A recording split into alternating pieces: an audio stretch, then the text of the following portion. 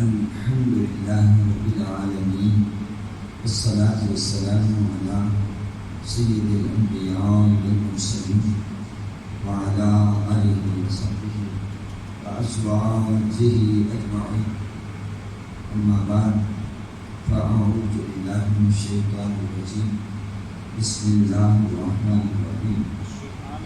وَلَنَبْلُوَنَّكُمْ بِشَيْءٍ مِّنَ الْخَوْفِ وَالْجُوعِ وَنَقْصٍ مِّنَ الْأَمْوَالِ وَالْأَنفُسِ وَالثَّمَرَاتِ وَبَشِّرِ الصَّابِرِينَ الَّذِينَ إِذَا أَصَابَتْهُم مُّصِيبَةٌ قَالُوا إِنَّا لِلَّهِ وَإِنَّا إِلَيْهِ رَاجِعُونَ. صدق اللہ العظیم. ان اللہ وملائکتہ یصلون علی النبی یا ایھا الذین آمنوا صلوا علیہ وسلموا تسلیما. اللهم صل علی سیدنا ومولانا محمد عبدک وحبیبک ونبیک ورسولک النبی الأمی. صلاۃ و سلام علیک یا رسول اللہ. صلاۃ و سلام علیک یا خاتم النبیین. اللہ رب العالمین جل جلالہ و عظم والہ کا سبحان کے حمد و ثنا اور حضور صلی اللہ تعالی علیہ وسلم کے حضور حضرت و سلام پیش کرنے کے بعد دعا ہے اللہ پاک ہم سب کی جمعۃ المبارک میں حاضری کو قبول فرمائے اور جمعۃ المبارک کی خصوصی رحمتوں اور برکتوں سے بھی مالامان فرمائے. میرا تمہید حضرات محترم، ہم بیان کر رہے تھے سیدنا امام حسین رضی اللہ تعالی عنہ کی شہادت کا پس منظر، اسباب کیا ہوئے، پس منظر کیا ہوئے. پہلی بات تو یہ ہے کہ شہادت آپ کا مقدر تھی، آپ نے منصب شہادت پر فائز ہونا تھا، اور پھر اس کے اسباب بھی پیدا ہوئے. جب یزید تخت پر نشین ہوا، تخت پر بیٹھا اور خلافت ملوکیت میں بدل چکی تھی، تو بیٹھتے ہی اس نے حکم جاری کیا کہ جو تو سب سے بیعت لی جائے، خصوصاً سیدنا امام حسین رضی اللہ تعالیٰ عنہ، حضرت عبداللہ بن زبیر رضی اللہ تعالیٰ عنہ، حضرت عبداللہ بن عباس رضی اللہ تعالیٰ عنہ، اور دیگر جو مقتدر صحابہ کرام موجود تھے، ان سے بیعت لی جائے. مقصد یہ تھا کہ جب ایسی ہستیاں میری بیعت کر لیں گی تو مجھے ایک اعتماد حاصل ہو جائے گا، اور میں جو چاہوں گا خود کھیلوں گا، کوئی روکنے والا نہیں ہوگا، کوئی روکنے والا نہیں ہوگا. یہ اس کی خام خیالی تھی، یہ اس کی اپنی سوچ اور فکر تھی کہ اگر یہ بیعت کر لیتی ہیں تو میرے لیے میدان جو ہے وہ آسان ہے. اس کو کیا معلوم کہ جو علی کا خون ہو، جو نبی کا خون ہو، جو امام الانبیاء کا نواسہ ہو، جو سیدۃ النساء اہل الجنہ حضرت سیدہ فاطمہ الزہرا کا لاڈلا ہو، آغوش نبوت کا بنا ہوا ہو، آغوش ولایت کا، آغوش خاتون جنت کا فربودہ ہو، تربیت یافتہ ہو، حق پر چلنا، حق کا ساتھ دینا جس کی گھٹی میں ہو، وہ باطل سے کیسے سمجھوتا کر سکتا ہے. آپ نے سنا جب آپ کو رات کی تاریکی میں بلایا گیا کہ یزید کی بیعت کیجیے، گورنر نے جو مدینے کا گورنر تھا وہ بلا کر تو آپ صاف جواب دیتے ہیں یہ تو کوئی بیعت لینے کا وقت نہیں، چوری چھپے بیعت کرنا اس کو تو بیعت نہیں کہتے، میں تو اس وقت بیعت نہیں کرتا۔ یہ بات آپ کی بڑی حکمت پر مبنی بھی ہے اور بڑی جرأت پر بھی مبنی ہے۔ آپ سمجھتے تھے کہ وقت کا جو حاکم ہو اس کی بیعت نہ کرنا یہ بہت بڑا چیلنج ہوگا۔ جن کے پاس اقتدار ہو وہ نہیں دیکھتے کہ آگے کون سی شخصیت۔ خیر آپ نے کہا یہ وقت نہیں، وہ بھی سمجھ گیا شاید اس وقت بیعت نہیں کرنا چاہتے ہیں، یہ دن کے اجالے میں کریں گے۔ خیر آپ نے وہاں سے اس کے بعد رفتے سفر مانگا، ہم تفصیل بیان کر چکے، پڑھے لکھے نوجوان ہیں تک ان کو کچھ معلوم بھی ہو جائے حقائق کیا تھے۔ تو آپ نے رفتے سفر باندھا، دیکھیے وہ مدینہ جہاں پیدا ہوئے، جہاں پھلے، جہاں بڑھے، جہاں بچپن، لڑکا پن، جوانی اور پھر عمر کے اس حصے میں جہاں ایک انسان بہت بڑا نچوڑ ہو جاتا ہے، تو 55 سال کی عمر ہے، وہاں سے رفتے سفر باندھتے ہیں اور پھر آپ مدینہ سے مکہ مکرمہ تشریف لے جاتے ہیں، وہاں قیام پذیر ہوتے ہیں۔ اس پہلے بھی خطوط آ رہے تھے، اب یہاں خطوط کا ایک سلسلہ شروع ہو گیا، پیغام رساں آ رہے ہیں کوفہ سے، بھئی ہم یزید کی حکومت کو تسلیم نہیں کرتے، آپ آئیں ہماری رہنمائی کریں، اگر آپ نہ آئے تو قیامت والے دن ہم تو اللہ کے حضور عرض کریں گے کہ ہم نے تو سیدنا امام حسین رضی اللہ تعالیٰ عنہ کو دعوت دی تھی، بلایا تھا اپنی قیادت سیادت اپنی رہنمائی کے لیے، دینی رہنمائی کے لیے۔ اچھا جی یاد رکھیں نا، آپ گھر سے کوئی یہ تیاری کر کے نہیں نکلے تھے کہ ہم نے یزید کے خلاف یا خروج کرنا ہے، اس کی حکومت کو گرانا ہے، اس طرح کی کوئی تیاری نہیں تھی۔ اگر کوئی تیاری کر کے آتا ہے تو پھر بچوں کو ساتھ لے کر، عورتوں کو ساتھ لے کر نہیں آتا، تو پھر انہیں مدینے سے تشریف لے جانے کی نوبت ہی نہ آتی، وہیں تیاری کرتے، نوجوانوں کو تیار کرتے اور یزید کے خلاف برسر پیکار ہو جاتے۔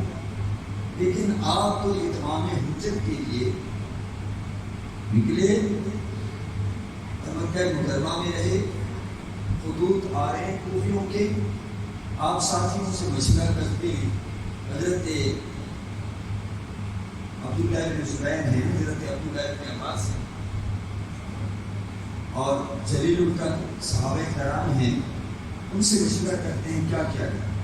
تو وہ فرماتے ہیں، وہ مشورہ دیتے ہیں کہ آپ جانتے نہیں کوفی لا یوفی ہیں، یہ وہی تو ہیں جن نے سیدنا علی المرتضیٰ امام حسن کے ساتھ وفا نہیں کی، یہ کیسے وفا ہے؟ اگر آپ نے جانا ہے تو پہلے کوئی نمائندہ بھیجی وہاں کے حالات کا جائزہ۔ تو آپ نے اس تجویز کو سراہا اور اپنے جسر بھائی حضرت مسلم بن عقیل آپ نے نمائندہ کے طور پر روانہ کیا کہ وہاں کے حالات کا جائزہ لیں۔ تو سیدنا مسلم بن عقیل اپنے 2 شہزادوں کے ساتھ وہاں پہنچتے ہیں۔ ظاہر ہے کہ وہاں پہلے یزید کے خلاف نفرت تھی۔ جب آپ وہاں پہنچتے ہیں کہ آپ نے خطوط لکھے تو مجھے سیدنا امام حسین رضی اللہ تعالیٰ عنہ نے نمائندہ بنا کر بھیجا ہے اور میں ان کی طرف سے آیا ہوں تو وہاں کے لوگوں نے استقبال کیا، خیر مقدم کیا، دھڑا دھڑ آپ کے ہاتھ پر امام حسین کی بیعت کی کہ ہم اس کو کوئی حاکم نہیں مانتے، خلیفہ تو کہنا ویسے بھی اس کے لیے مناسب نہیں ہے۔ تو جناب دیکھتے ہی دیکھتے 40,000 تک لوگ بیٹھ گئے۔ آپ خط لکھ دیتے ہیں کہ یہاں حالات آپ کے حق میں، وہاں یزید کو پسند نہیں کرتے، اظہار نفرت کر رہے ہیں اور وہ چاہتے ہیں آپ آئیں ہمارے دینی رہنمائی کریں۔ اتنی سی بات۔ اب آپ نے خط لکھ دیا، خط مکہ میں پہنچ گیا کہ آپ آ جائیں، حالات آپ کے حق میں ہیں، لوگ آپ کو چاہتے ہیں، لوگ آپ کو دینی رہنما کے طور پر وہاں دیکھنا چاہتے ہیں، وہاں آئیں اور ان کی رہنمائی کریں، ہر طرح سے دینی، معاشرتی، ثقافتی، تہذیبی ہر حوالے سے آپ ان کی رہنمائی کریں۔ اور روئے زمین پر اس وقت افضل آپ سے کون ہے؟ آپ بہت ہی انتہائی معزز ترین شخصیت ہیں، نبی کے نواسے ہیں اور علی کے لاڈلے ہیں، خاتون جنت کے نور نظر ہیں، اور ہر لحاظ سے علم، تقویٰ، طہارت، یہ تمام جو محاسن ہیں، تمام جو خوبی ہیں آپ کے ساتھ میں موجود ہیں۔ آپ تشریف لے آئیں۔ تو جب وہاں یہ پیغام پہنچتا ہے تو آپ جاری کر کے چل دیتے ہیں۔ چلتے چلتے راستے میں ایک منزل پر ایک شاعر گزرا ہے، بہت بڑا فلسفہ، وہ کوفے سے آ رہا تھا، ملاقات ہوئی، آپ نے پوچھا سناؤ کوفہ کے حالات کیسے ہیں؟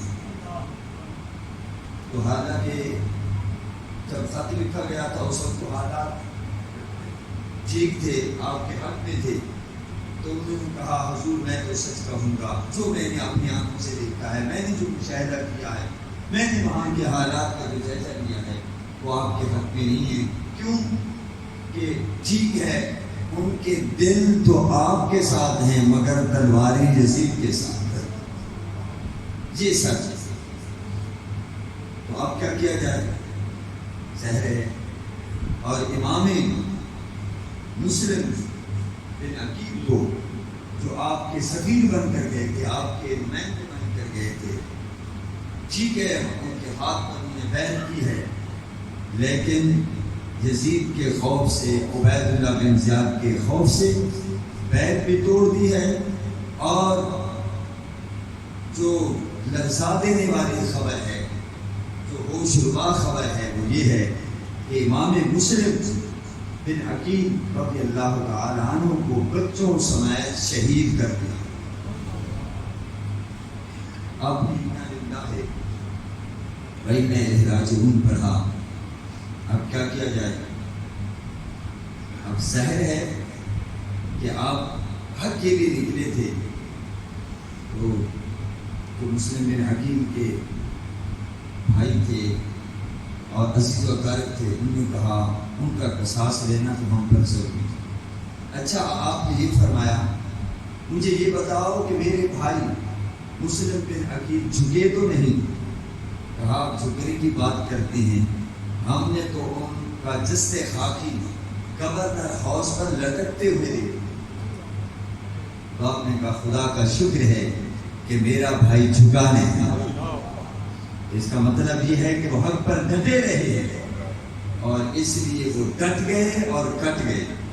یہ بھی اللہ کا شکر ہے۔ یہی حق کی جو ہے شان ہوتی ہے کہ حق جو ہے نا، ہزار آندیاں آئیں، ہزار خوف ہو، تو حق کسی کے آگے جھکتا نہیں۔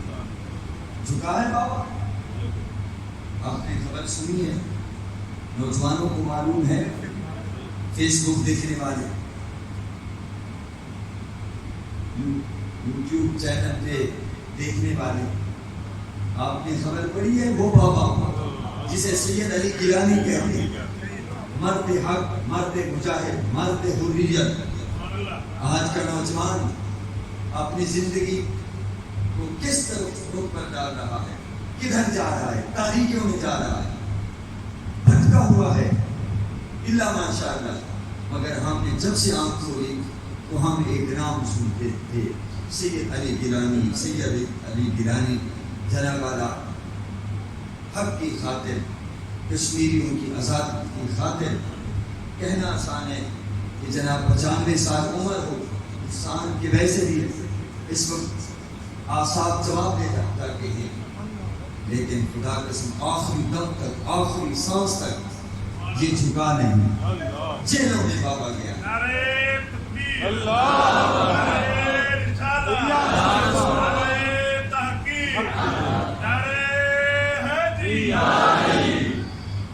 یہ حق کی شان ہے. توانا آواز. بابا بظاہر کمزور تھا، ضعیف تھا، نزار تھا، بیمار تھا، لیکن دوستو اندر سے عشق مصطفیٰ میں سرشار تھا، حق کا علم بردار تھا. آخری سانس تک وہ لڑا ہے. اور اس کا نعرہ کیا تھا؟ ہم پاکستانی ہیں، پاکستان ہمارا. ہم پاکستانی ہیں، پاکستان ہمارا. تو باہر گئے اللہ کو پیارے ہو. ظالموں نے ان کے ورثاء سے جسد خاکی کو چھین لیا، ان کو اپنے ہاتھوں سے بھی دفن نہیں کرنے. اتنے سارے. یہ تو حق کی شان ہے. اللہ اس بابا کی قبر پر کروڑا رحمتوں. تو میں عرض کر رہا تھا کہ سیدنا امام حسین رضی اللہ تعالی عنہ کے قدم رکے نہیں، پائے استقلال میں لرزش نہیں آئی. بار کا فیصلہ ہوا کہ ہم نے جانا. منزلیں طے کرتے ہوئے پہنچے. دوستو ادھر حالات بدل چکے تھے. میں پہلے بیان کر چکا تھا کہ وہاں کے جو پہلے گورنر تھے کوفہ کے، نعمان بن بشیر تھے، جو اہل بیت اطہار سے بڑی عقیدت اور محبت رکھنے والے تھے. انہوں نے دیکھا کہ لوگ حضرت امام حسین کی پیروی کر رہے ہیں، تو انہوں نے ان کو روکا نہیں. جاسوس تو ہوتی، حکومت کے کارندے تو ہوتے. تو انہوں نے فوراً یزید تک بات پہنچائی. تو یزید نے عبید اللہ بن زیاد، نام دیتے زیاد، زیادتی کرنے والا عبید اللہ، یہ بڑا ظالم جابر قسم کا گورنر تھا. اس نے فوراً کہا کہ تم بصرہ کی گورنری چھوڑو اور جاؤ کوفہ، وہاں کے حالات کنٹرول کرو، وہاں کے حالات سمجھو. لوگ تو منتظر تھے کہ سیدنا امام حسین رضی اللہ تعالی عنہ حجازی راستے سے ادھر سے آئیں گے. لوگ منتظر تھے. اس نے شہر میں داخل ہونے کا وقت کب چنا، اس کا انتخاب کس وقت کیا؟ دن کے اجالے میں نہیں، رات کے سناٹے میں. اور رات کے سناٹے میں تاریکی میں داخل ہوا اور نقاب اوڑے ہوئے. لوگ سمجھے امام حسین آ گئے. وہ دھوکہ دے رہا تھا، لوگ بھی حیران تھے. امام حسین آتے تو نقاب اوڑھنے کی کیا ضرورت تھی؟ وہ سیدھا گورنر ہاؤس پہنچا اور اپنے کارندوں کے ساتھ، گنڈوں کے ساتھ، دہشت گردوں کے ساتھ کہنا چاہیے داخل ہوا. اس نے نقاب پلٹا اور کہنے لگا سنو، جو مجھے جانتا ہے وہ تو جانتا ہے، جو نہیں جانتا مجھے. اب عبید اللہ بن زیاد کہتے ہیں کہ فوراً ان کی بیعت ہو گئی، ورنہ میں جس طرح پیش آؤں گا عبرت بنا.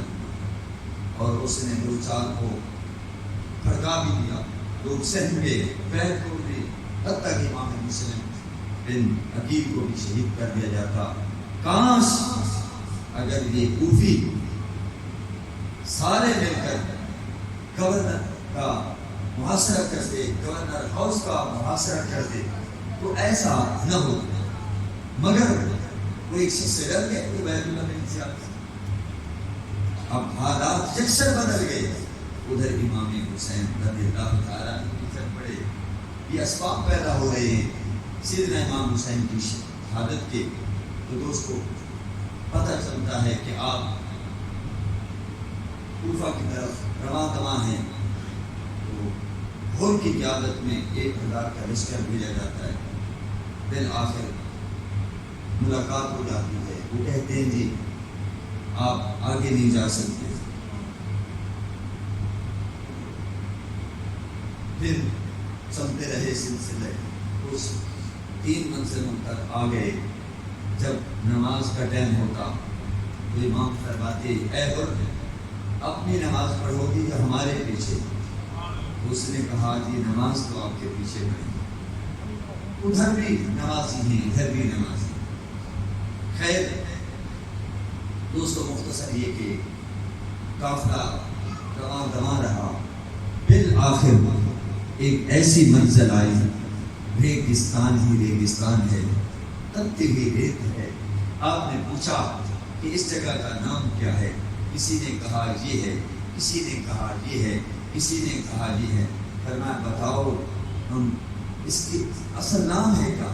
تو کسی نے کہا اس کو کرب و بلا بھی کہتے ہیں. یہاں کربلا کربا ہونا تھی. فرمایا یہی ہماری منزل ہے. وہیں خیمے گاڑ دیے گئے اور وہیں جناب والا سلسلہ قائم ہو گیا.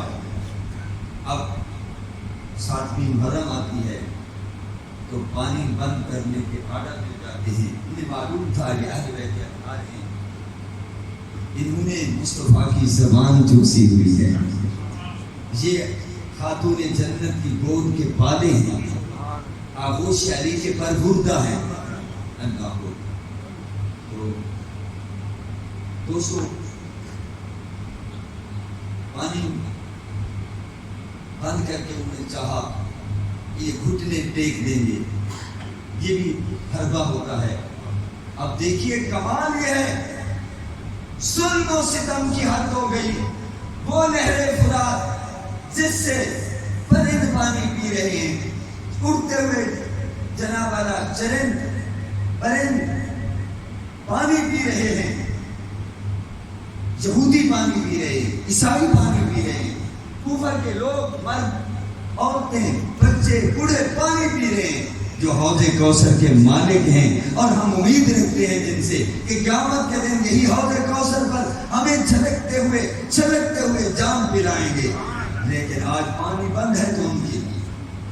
ویسے اللہ نے فرمایا کہ ہم تمہیں آزمائیں گے. کیسے آزمائیں گے بتا دیے. میرے گھر میں ٹائم نہیں ہے, میں پھر آج آگے نہیں جا سکوں گا. یہیں کہیں ہمیں شراب کرنا پڑے گا. تو سنیے قرآن کہتا ہے وَلَنَبْلُوَنَّكُمْ بِشَيْءٍ مِّنَ الْخَوْفِ وَالْجُوعِ وَنَقْصٍ مِّنَ الْأَمْوَالِ. اللہ فرماتا ہے سن لو مسلمانوں, ہم تمہیں ضرور آزمائیں گے. شاید تم نے کلمہ پڑھا ہے بھی آزمائش سے نہیں ہوتی. ایسے ہی تم جنت میں چلے جاؤ گے کہ پھولوں کی سیج پر چل کر جنت مل جائے گی. راتوں کو آرام سے سو جائیں ایسے جنت مل جائے گی. رمضان کا احترام نہ ہو ایسے جنت مل جائے گی. 5 وقت کی اذان ہو اس کا کوئی احترام نہ ہو ایسی جنت. ظلم و ستم کے بازار گرم رکھو, ایک دوسرے کے حقوق پامال کرو اور ایسی جنت مل جائے گی. قرآن نے بڑا صاف کہا حاسب الناس ان یترکوا ان یقولوا آمنا وهم لا یفتنون. کیا لوگوں نے گمان کر لیا ہے کہ وہ اتنی سی بات پر چھوڑ دیے جائیں گے کہ آمنا ہم ایمان لائے بس لا الہ محمد رسول اللہ پڑھ لیا. وهم لا یفتنون وہ آزمائے نہیں جائیں گے. ان پر آزمائش نہیں ہوگی. نماز سے نہیں آزمائے جائیں گے, روزے سے نہیں آزمائے جائیں گے, وہ جہاد سے نہیں آزمائے جائیں گے, حق و باطل کا مارکا برپا ہوگا کیا نہیں آزمائے جائیں گے. وهم لا یفتنون فرمایا ان کی آزمائش ہوگی. اور اللہ نے جن طریقوں سے آزمانا ہے وہ طریقے بھی بتا دیے. 5 طریقے بتائے اللہ نے. فرمایا وَلَنَبْلُوَنَّكُمْ ہم تمہیں آزمائیں گے بِشَيْءٍ مِّنَ الْخَوْفِ کچھ خوف دے, وَالْجُوعِ بھوک دے کر, وَنَقْصٍ مِّنَ الْأَمْوَالِ مالوں میں کمی کر کے, وَالْأَنفُسِ اور جانوں میں کمی کر کے, وَنَقْصٍ مِّنَ الْأَمْوَالِ وَالْأَنفُسِ وَالثَّمَرَاتِ اور پھلوں میں کمی. یہ اللہ نے 5 طریقے بتائے ہیں۔ خوف بھی ہوگا، خوف و ہراس کا عالم ہوگا، چاروں طرف سے بندوقیں تری ہوئی ہیں، چاروں طرف سے نیزوں کی بچھاڑ ہے، چاروں طرف سے نیزوں کی یلغار ہے، اور وہاں تن تنہا کھڑا ہوا ہے۔ اب ہم دیکھیں گے کہ اس کی نظریں کس طرف اٹھتی ہیں۔ دیکھیے یہاں آپ اور میں امتحان دیتے ہیں، آج کا اسٹوڈنٹ امتحان دیتا ہے، وہ کہاں دیتا ہے؟ کالج، یونیورسٹی اور ایسی ماحول میں، پرکیف فضا میں، دینی طلباء مسجد کی پرکیف فضا میں، انتظامی مشن ہال میں بیٹھ کر جناب والا وہ پیپر حل کرتے ہیں۔ لیکن دوستو حضرت امام حسین نے کہاں پیپر حل کیے؟ آج کا طالب ایک شیٹ آ گئی شیڈول کے مطابق، آج جناب والا ریاضی کا پیپر ہے، آج جناب والا انگلش کا پیپر ہے، آج بیالوجی کا پیپر ہے، آج کیمسٹری کا۔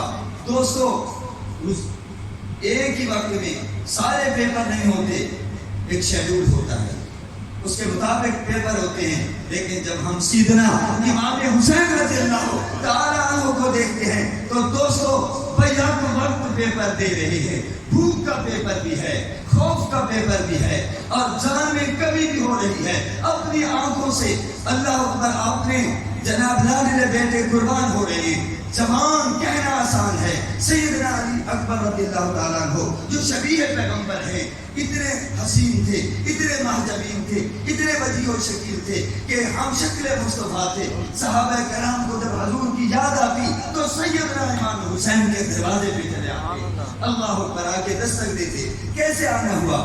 عرض کرتے کہتے دل نے چاہا ایک بار پھر حسن مصطفیٰ کی جھلک دیکھنی چاہے۔ ہم شہزادے حضرت امام علی اکبر کو دیکھنے آئے ہیں۔ نوجوانوں ٹائم نہیں ہے، میں آپ کی خدمت کا عرض کرتا۔ ویسے آج میرے پاس کچھ جوان آئے ہیں، کاش یہ جوان، مجھے بڑی امید ہے تحریک میں خانپور میں درس قرآن دینے جاتا ہوں، مجھے چند نوجوان آئے ہیں، میں نے خود ان کو دعوت دی کہ آپ آنا، کہ ماشاءاللہ ان کی سرگرمیاں بہت اچھی ہیں، خدمت خلق کر رہے ہیں، اپنے آپ میں انہوں نے مصروف رکھا ہوا ہے۔ یہاں کے بھی جو سارے نوجوان میں بدنام نہیں کرتا کرتے ہو، اللہ معاف فرمائے، لیکن چند نوجوان وہ ضرور بیٹھے ہوں گے جو جوالی جوا کھیلتے ہیں اور شرابیں پیتے ہیں، نشہ کرتے ہیں، اور کتنے جا چکے قبروں میں، اور کچھ نوجوان وہ انتظار میں بیٹھے ہیں بھائی کب غار میں جا گرے۔ لیکن آئیے آج انشاءاللہ جب میں فرض پڑھوں گا تو وہ کس مقصد کے لیے آئے ہیں، میں نے خود دعوت دی تھی۔ ماشاءاللہ یہ غریبوں کی مدد کرتے ہیں، کوئی فوت ہو جائے تو فوراً ماشاءاللہ یہ وہاں پہنچتے ہیں، ٹینٹ لگاتے ہیں، ٹینٹ بھی فری، سارا کچھ، اور قبر کی کھدائی اور سارے انتظامات سنبھالتے ہیں۔ کوئی گھر بچی ہے تو اس کی شادی بیاہ کے لیے بھی سرگرم رہتے ہیں، جہیز تیار کرواتے ہیں۔ آپ یہ چلتے چلتے ماشاءاللہ اللہ تعالیٰ ان کو مزید ترقی عطا فرمائے۔ اگلے ہی دن ماشاءاللہ انہوں نے زمین خرید کی ہے ہسپتال کے لیے، اور اس کے لیے فنڈ اکٹھا کر رہے ہیں۔ اللہ تعالیٰ ان نوجوانوں کو سلامت رکھے۔ یہی ہے عبادت، یہی دین و ایمان، یہ کام آئے دنیا میں انسان کے انسان۔ تو دوستوں میں بات کو اب سمیٹتا ہوں کیونکہ تھوڑا سا دیں گے، ہمارے ایسے جو صاحب آئے ہیں اور انہوں نے تھوڑا سا 5 منٹ آپ سے لینے ہیں۔ ضروری بات ہوتی ہے، ظاہر ہے کہ ہم نے تو سمجھا ہوا ہے مسجد بس صرف نماز روزے کے لیے، باقی کوئی بات نہیں کر سکتے۔ جب سے ہم نے اپنے معاملات کو مسجد سے نکالا ہے تو کوئی بات بن نہیں پا رہی، آرام سے بندے بھی اکٹھے نہیں کرنے پڑتے۔ جمعہ پڑھنے آئے ہیں، اپنی معاشرت کی بات ہو، اپنی کوئی معاشی بات ہو، اپنی کوئی بھی آپ کی بات ہے، آپ یہاں اجتماعی طور پر کر سکتے ہیں۔ مسجد کا مقصد بھی یہی ہے۔ اسمبلی مسجد میں ہوا کرتی تھی، ماشاءاللہ عدالت مسجد میں لگا کرتی تھی، فیصلے مسجد میں ہوا کرتے تھے، افواج کی ترتیب تشکیل جو لشکر بھیجے جاتے تھے وہ مسجد سے بھیجے جاتے تھے۔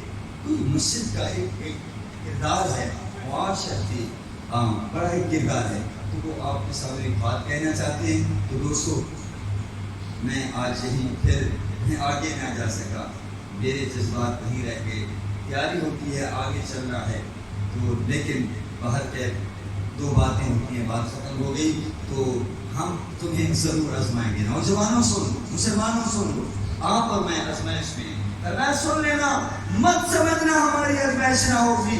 یاد رکھیں، امام کی آزمائش ہے، مولوی کی آزمائش ہے، پیر کی آزمائش ہے، استاذ کی آزمائش ہے، حاکم کی آزمائش ہے، افسر کی آزمائش ہے، جناب والا جو سر کرتا ہے سربراہ، اس کی آزمائش ہے کہ جناب والا کیسے چل رہے ہیں۔ اب دیکھیے مثال کے طور پر میرے لیے بہت بڑی آزمائش ہے کہ شاگرد اگر کوئی ان کے درمیان کوئی بات ہوگی، میں چشم پوشی کرتا ہوں، مجھ سے پوچھا جائے گا، میرے مقتدیوں کے درمیان کوئی حالات چل رہے ہیں، مسائل چل رہے ہیں، بجائے کہ وہ گتھا ہوں، اگر مجھے پتہ چل جاتا ہے میں کہتا ہوں جناب رہنے دے، نہیں مجھ سے پوچھا جائے گا۔ ہر کوئی اپنی ذمہ داری کا ثبوت دے۔ حضرات محترم، آئیے امام حسین رضی اللہ تعالیٰ عنہ نے بیک وقت کتنے پیپر دیے، اور اللہ نے پہلے فرما دیا تاکہ لوگ تیاری کر لیں کہ آزمائش کسی وقت بھی آ سکتی ہے۔ فرمایا وَلَنَبْلُوَنَّكُمْ بِشَيْءٍ مِّنَ الْخَوْفِ، ہم تمہیں ضرور آزمائیں گے، ضرور آزمائیں گے۔ اور فرمایا خوف دے کر میدان کرب و بلا میں خوف کتنا ہے، یہاں تو ماشاءاللہ تھوڑی سی فوج آ جائے، تھوڑی سی ماشاءاللہ ہمارے یہ تھانہ سے کوئی سپاہی آ جائیں، 4-5 ایک گاڑی آ جائے تو ہوش اڑ جاتے ہیں، پتہ نہیں ہمارے ساتھ کیا ہوگا۔ ڈرنا اس کو چاہیے جو ڈاکو ہوتے ہیں، وہ ڈریں۔ جب ایک صحیح شہری ہے، قانون کا احترام کرتا ہے، اس کو ڈرنے کی ضرورت بھی نہیں ہے، وہ تو میں سمجھتا ہوں خوف کھاتا ہی نہیں، اس کو پتا ہے میں نے جرم کیا نہیں، اس کا تو چہرہ بھی مطمئن رہتا ہے۔ آپ دیکھیے کتنی فوج سفر موج ہے، حالانکہ 72 افراد ہیں اور اہل بیت اطہار کے افراد صرف 23 ہیں، اور باقی اعوان و انصار غلام جو آپ کے ساتھ چل رہے تھے وہ تھے، اور ان کے سامنے یزیدیوں نے کتنی فوج بھیجی، عبید اللہ بن زیاد نے کتنا لشکر بھیجا، آپ حیران ہوں گے، 22,000، بتائیے 22,000 اور 72 افراد کا کوئی مقابلہ ہے نہیں ہے، مگر ماتھے پہ کوئی شکن نہیں ہے۔ مولا بچا دے، کوئی نہیں کہہ رہا، سب کہہ رہے ہیں مولا امتحان سخت ہے، کامیاب رہنا۔ بشیء من الخوف والجوع، بھوک بھی ہے، پیاس بھی ہے، لیکن کسی کے آگے بھی نہیں مانتے، اور مالوں میں کمی ہو رہی ہے، جانوں میں کمی ہو رہی ہے، پھلوں میں کمی ہو رہی ہے۔ علی اصغر دم توڑ رہے ہیں ہاتھوں پہ، علی اکبر کا لاشا سامنے ہے، بھائی کے بازو کٹتے ہوئے دیکھے آپ نے، ان کا لاشا اٹھاتے ہوئے دیکھا، اور جب آپ نے بھائی کا لاشا اٹھایا نا، حضرت عباس کو پانی لینے گئے تھے، حضرت سکینہ نے کہا، ویسے اب سکینہ ہے، ہم اسے سکینہ بولتے ہیں، تو انہوں نے کہا چاچا اگر پانی مل جائے تو اللہ آپ کو جزا دے گا، لیکن یزیدیوں سے نہیں مانگا، یزیدیوں سے پانی کا مطالبہ نہیں کرا کیا۔ لوگ کہتے ہیں کہ حضرت علی اصغر کو لے آئے کہ ہمیں پانی نہیں دیتے ہو، اس کو تو دے دو، بندہ ایسی بات نہیں، وہ چھوٹے بچے تھے، کبھی کوئی اٹھا رہا ہے، کبھی کوئی اٹھا رہا ہے، کبھی کوئی اٹھا رہا ہے، کیونکہ امام جنگ میں تھے تو آپ نے اپنے بیٹے کو لے دیا کہ جاتے جاتے چلو بیٹے کو بھی دیکھ لے اور اس کی بلائیں بھی لے لے۔ تو دوستو آپ نے پانی نہیں مانگا، تیر آیا اور نشانہ ان نے کھینچا تھا، یہاں گلے میں لگا، خون کی ندیاں بہہ گئی۔ آپ اولاد والے ہو، جب امام حسین نے تیر میں کالا ہوگا ان کے دل پر کیا کیفیت ہوگی، دل پر کیا کیفیت ہوگی۔ تو آپ نے اس عالم میں بھی دوستو پیغام یہ ہے، ایسے عالم میں بھی ہم تو نوجوان نماز چھوڑ دیتے ہیں، سر میں درد ہو جائے نماز چھوڑ دیتے ہیں، آپ نے ایسے عالم میں بھی نماز نہیں چھوڑی۔ انشاءاللہ اگر جمعے زندگی رہی تو یہی سے میں آگے بیان کروں گا۔ وآخر دعوانا ان الحمدللہ رب العالمین۔ ایسے